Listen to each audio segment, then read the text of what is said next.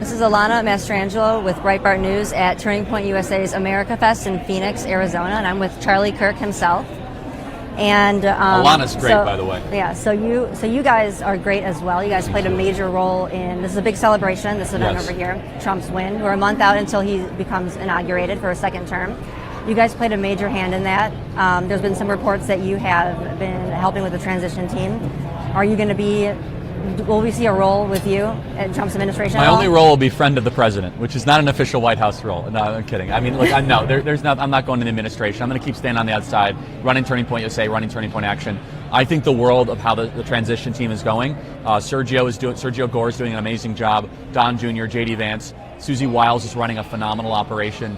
Stephen Miller. I've had a short opportunity to just kind of see here and there of what they're doing, the personnel they're putting in place, how they're running the transition, how they're vetting, how they're fulfilling the president's agenda. It's remarkable. I could tell every single person in this audience that your vote, your support of President Trump is being fulfilled. Every single day, people like Stephen Miller are saying, what did the voters vote for, and let's get that done. So no role for me, just staying on the outside, being helpful, being supportive, and keeping on building this important movement. Okay. What do you make of Mike Johnson's continuing resolution and his giant loss to Democrats recently? Zero Democrat no votes on that. Big disappointment, very big disappointment. I don't even know how it all ended up. I know that it's a shorter CR. But what was more disturbing is why he was negotiating a CR in private against the president's knowledge. A 1,500-page CR is not a CR. There was stuff in here from Ukrainian biolabs and censorship industrial complex and all sorts of other congressional pay raises. Big disappointment, and he's going to have to do a lot better. How did the America First movement get in this mess in the first place?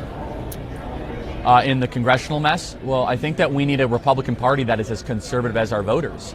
That we need to primary people that do not represent the will of the American people and the will of their voters in particular. We have to remove people like Bill Cassidy. We have to think about removing people like Mike Rounds from South Dakota. Think about removing people like Risch from Idaho, Shelley Moore Capito from West Virginia. These are all things that we're considering at Turning Point Action and Turning Point PAC. It is time for the U.S. Senate to act as conservative as the voters that sent them there. Do you think that Mike Johnson should step down to avoid a risk of a speaker battle? I want what President Trump wants. So if President Trump wants Mike Johnson to go, then that's what I want. I follow the president's lead completely. I can say that this should have been handled a lot differently. Mike Johnson was invited here. I'm getting along great with him. I have a very honest relationship with him. I was disappointed with how this all happened, but I'm going to follow the president's lead. Whatever President Trump wants is what I'm going to do. Speaking on President Trump, so the current bill that got passed does not have an expansion on the debt ceiling. That seemed to be something that Trump wanted. What do you think his reaction is? I wish we would have gotten that. I can't speak for the president there, but the president was very smart to push for a debt ceiling increase, and I wish Congress would have acted on that.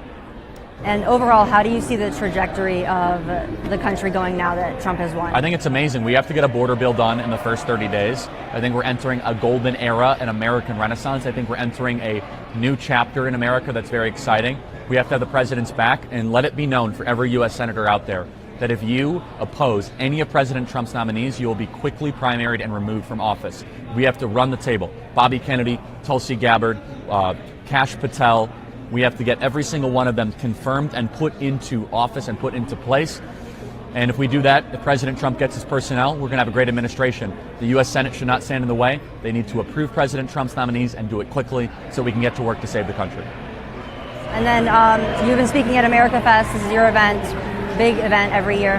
What is your message this year to the people here and just America? First thing, just celebrate and give glory to God for his intervention on how we saved our country, thanks to him. And then secondly, we have a lot of work to do. We have cultural battles to win. We have to continue to start high school chapters, college chapters. We have to keep on to strengthening our movement. And so a lot of work yet to do. So gratitude and work, those are the two things that we're focused on.